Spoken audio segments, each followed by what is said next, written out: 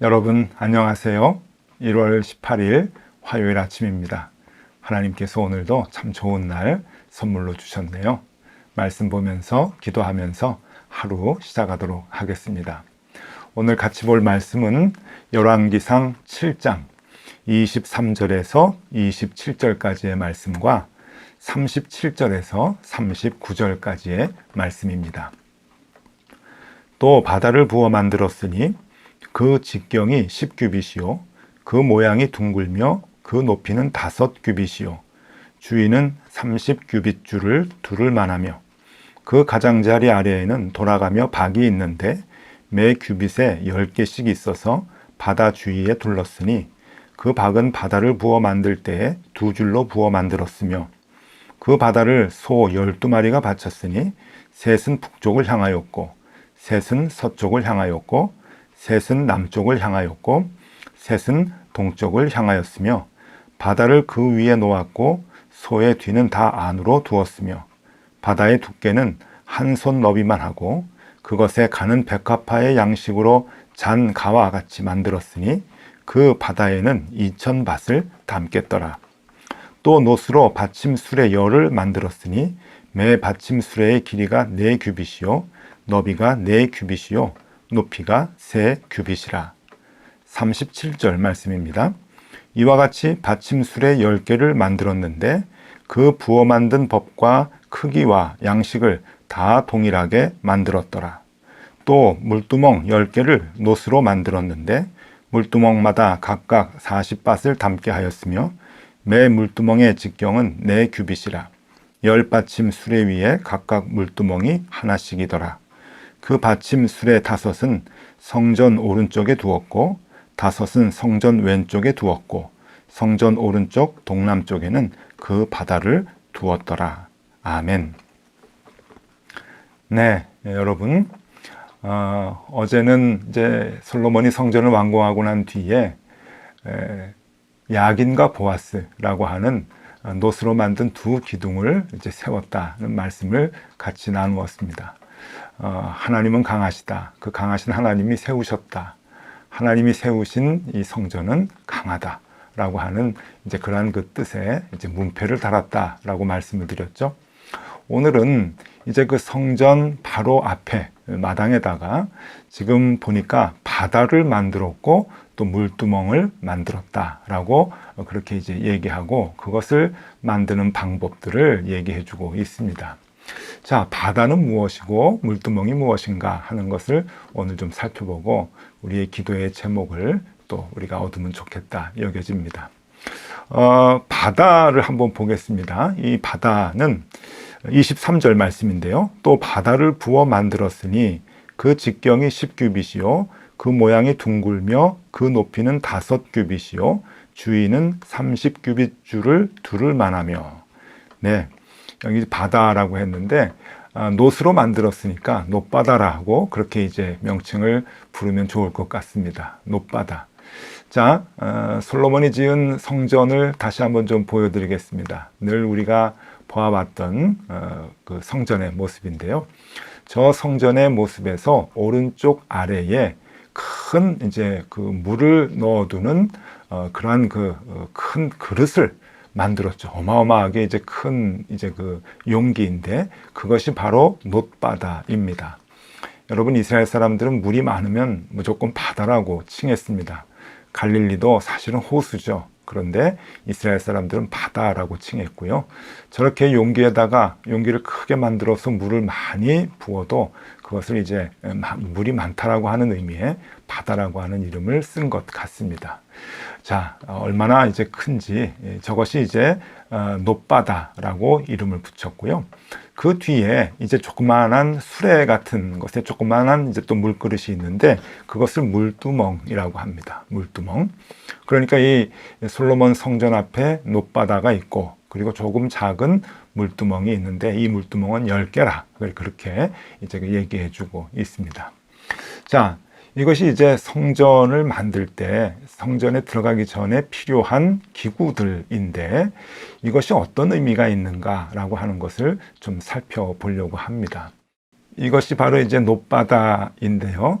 조금 이제 가까이서 우리가 조금 이렇게 그려봤습니다. 이 놋바다의 크기가 이제 어느 정도 되는가 하면은요. 여기 보니까 지름이 한 5m 정도가 되고요. 그리고 높이가 2.5m 정도가 됩니다. 그러니까 정말 어마어마한 물을 담을 수 있는 용기이죠. 이것을 놋으로 만들었다라고 하고 이 그 굵기가 이 이제 그 그릇의 용기가 손 한 뼘이 된다라고 할 정도로 이렇게 두꺼운 이제 놋으로 만든 그런 그 큰 용기입니다. 여기에 이제 많은 양의 물을 담고 이제 이 물을 가지고 성전에 제사를 드리러 들어갈 때 사용을 하는 이제 그런 것이겠죠. 자, 그리고 또 우리가 여기서 나오는 것이 이제 물두멍인데요. 물두멍도 한번 보여드리도록 하겠습니다. 이렇게 좀 자세하게 들여다 좀 보면은요, 예, 이게 놋받침의 물두멍입니다. 놋받침 수레와 물두멍인데요. 여기에 보면은 성경에 나와 있는 그대로 놋으로 이렇게 수레를 만들고 그 위에 물두멍을 올렸는데 이것이 각각 10개였다. 그렇게 얘기합니다. 그래서 성전에 들어갈 때 야긴과 보아스 그 성전 기둥을 중심으로 왼쪽에 5개, 오른쪽에 5개 이제 그렇게 이제 배치를 했다고 하는데 그 그림도 한번 같이 보시죠. 여기 보면은 그 놋바다가 크게 이제 있고요. 그리고 작은 또 물을 담는 놋받침 물두멍 그것이 이제 10개가 나란히 좌측 우측에 그렇게 이제 놓여져 있습니다. 이렇게 이제 성전이 만들어져서 이 놋바다에 있는 물과 또 이 놋받침 물두멍에 있는 그 물들을 사용을 해서 이제 성전에 들어가도록 그렇게 이제 만들었죠. 이것이 하나님께서 명령해 주신 성전의 용기이고 또 이것을 통해서 제사를 바르게 드리도록 하나님께서 명령과 의미를 우리에게 주고 계시는 겁니다. 자, 그러면 이 놋바다는 어떤 의미이고 물두멍은 무엇인가 라고 하는 것을 조금 생각해 보려고 합니다. 먼저 여러분, 이 놋바다와 물두멍을 이해하기 위해서는 옛날에 광야에서 성막을 짓고 하나님께 제사를 했을 때 하나님께서 그 성막을 만들 때 어떻게 하나님께서 자세한 사항들을 얘기해 주시고 명령을 해 주셨는가 라고 하는 것을 먼저 찾아볼 필요가 있습니다. 하나님께서 모든 것을 하나 세밀하게 다 지시해 주셨고 거기에 어떤 의미가 있는가 라고 하는 것을 다 이미 얘기해 주셨습니다. 자, 먼저 성막을 좀 보도록 하겠습니다. 이 그림이 광야 생활하는 동안 하나님께 제사를 드리기 위해서 하나님께서 만들라고 해서 만들었던 성막입니다. 여러분, 이 성막을 보면 우리가 좀 익숙하게 많이 이렇게 접해왔던 그림이죠. 이 성막에 보면은 성막 안에 들어가기 바로 직전에 물그릇이 있습니다. 크게 물그릇이 있는데 여러분 그것이 바로 성막의 물두멍이라고 합니다.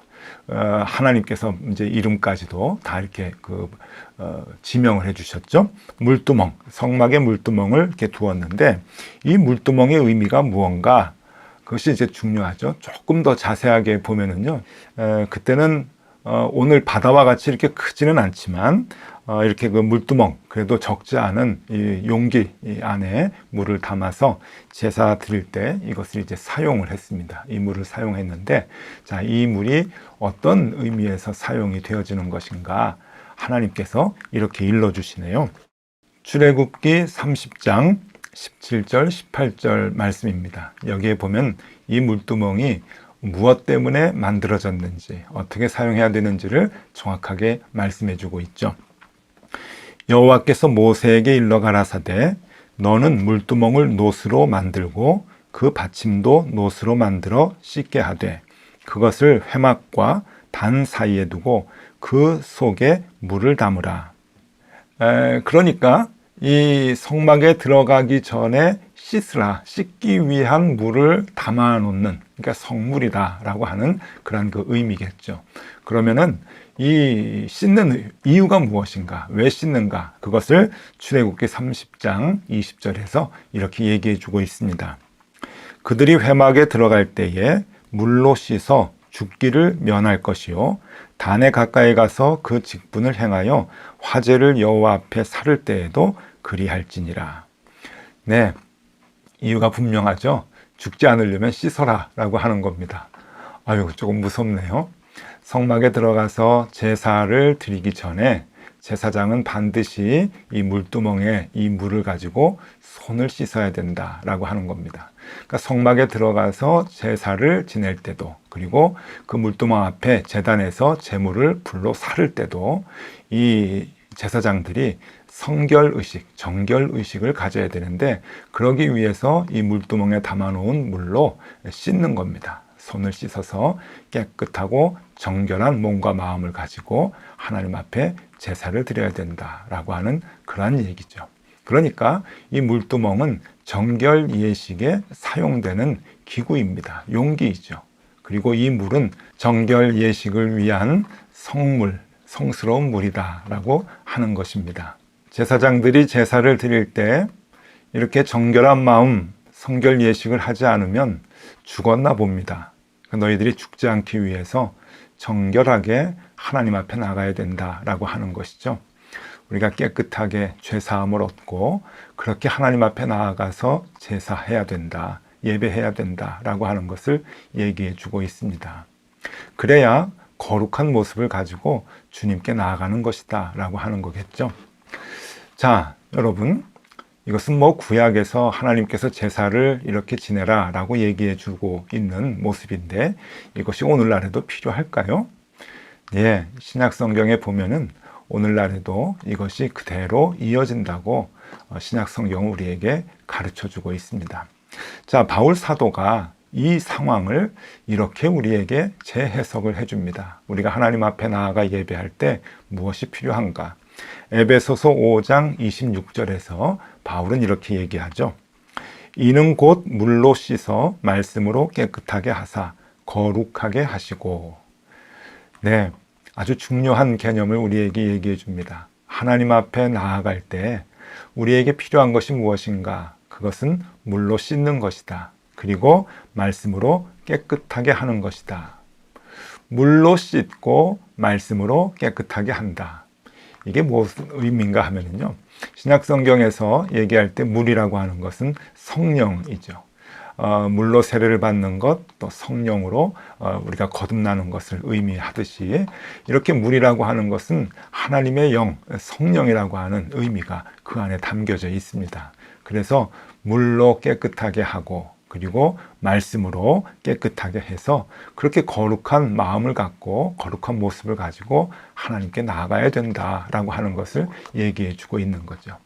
그 옛날 제사장들이 제사를 드릴 때 정결의식을 가졌듯이 이 물두멍에 있는 물로 손을 깨끗이 하고 마음가짐을 깨끗이 하고 거룩하게 하고 하나님께 나아가 제사를 드렸던 것 같이, 오늘날에도 우리가 하나님께 나아갈 때, 주님의 성전에 가서 예배할 때 우리는 물과 말씀으로 그렇게 거룩하게 되어서 나가야 된다라고 하는 겁니다. 즉 성령과 말씀이 우리를 사로잡아야 된다라고 하는 거겠죠. 그래서 요한 사도는 우리에게 이렇게 얘기해 주고 있습니다. 요한복음 4장 24절에서 하나님은 영이시니 예배하는 자가 영과 진리로 예배할지니라. 네, 우리가 잘 아는 말씀이죠. 영과 진리로, 영은 성령이고 진리는 하나님의 말씀입니다. 그러니까 우리가 하나님께 나아가서 예배를 드릴 때 진정한 예배가 되기 위해서, 참된 예배가 되기 위해서, 즉 하나님이 받으시는 예배가 되기 위해서는 영과 진리로 예배를 드려야 된다. 영은 무엇입니까? 성령을 의미하는 것이고, 진리는 말씀을 의미하는 것이죠. 에베소서에서 얘기한 바울의 얘기하고 똑같습니다. 또 모세에게 일러줬던 하나님의 말씀하고도 똑같은 거죠. 자, 오늘날 우리가 하나님께 나아가서 예배를 할 때 무엇이 필요한가? 영과 진리가 필요합니다. 물과 말씀이 필요하다라고 하는 거죠. 무엇을 의미합니까? 성령의 이끌림과 성령을 의지하는 것, 그 마음이 필요하다고 하는 것이고, 또 하나는 말씀대로 살고자 하는 그 믿음이 필요하다고 하는 겁니다. 그것이 하나님 앞에 나아가는 자들의 정결한 의식이라고 하는 겁니다. 그 정결한 마음으로 거룩함을 갖고 하나님께 나아가야 예배가 된다라고 하는 것이죠. 그냥 나가서 하나님 일주일 동안 죄를 지었습니다, 용서해 주세요 라고 하는 그것이 우리를 깨끗하게 하는 것이 아니라, 회개하는 마음을 가지고 하나님께 나아가야 예배가 된다라고 하는 그러한 의미가 아니라, 물론 그것도 중요하지만 하나님이 정말 받으시는 예배는, 하나님, 내가 이 땅을 살아갈 때 성령의 이끌림을 받아 살아갈 수 있도록 인도해 주십시오. 하나님만이 내 삶을 이끌어 주실 수 있습니다. 성령님께서 나를 붙들어 주시고 나와 동행해 주십시오 라고 하는 그 믿음이 있어야 되고, 또 하나는 하나님께서 주시는 그 말씀으로 내가 살아가겠습니다. 내 경험과 내 가치관과 내 지식, 그것으로 내가 내 삶을 살아가지 아니하고 하나님께서 매일매일 주시는 그 하나님의 말씀을 기준으로 내가 살아가겠습니다 라고 하는 그 믿음의 고백. 여러분, 이것이 우리를 정결하게 하고 이것이 우리를 거룩하게 하는 것이다 라고 하는 것이죠. 그 마음으로 하나님께 나아갈 때 그 예배가 하나님께서 받아주시는 예배가 된다라고 하는 겁니다. 오늘은 성전 앞에 있었던 놋바다, 그리고 또 거기에 있었던 놋받침 물두멍, 이것이 무엇을 의미하는가라고 하는 것을 우리가 같이 배웠습니다. 구약이나 신약이나 하나님께서 만들어 놓으신 법은 변함이 없습니다. 우리가 하나님 앞에 나아갈 때 성령을 의지하고 말씀을 따라 살겠습니다라고 하는 그 믿음이 우리를 정결케 하는 고백이라고 하는 것 기억하시고요. 우리가 하나님 앞에 나아갈 때 늘 그 믿음의 고백을 갖고 나가면 좋겠습니다. 그럴 때마다 우리가 드리는 예배 하나님께서 받아주시고요. 하나님께서 우리와 동행해 주실 것입니다. 오늘도 그런 하루가 되실 수 있기를 바랍니다. 기도하겠습니다. 하나님, 늘 성령을 의지하는 마음을 우리에게 허락하여 주옵소서. 하나님, 늘 말씀대로 살고자 하는 그 믿음을 우리에게 허락하여 주시옵소서. 이 마음이 하나님 앞에 나아갈 때마다 더 깊어지게 하여 주시고, 그 마음으로 드리는 우리의 예배를 주님 받아 주시옵소서. 오늘도 그 믿음으로 하루를 살아가게 하여 주옵소서. 예수 그리스도 이름으로 기도드리옵나이다. 아멘. 네, 함께 기도하시겠습니다.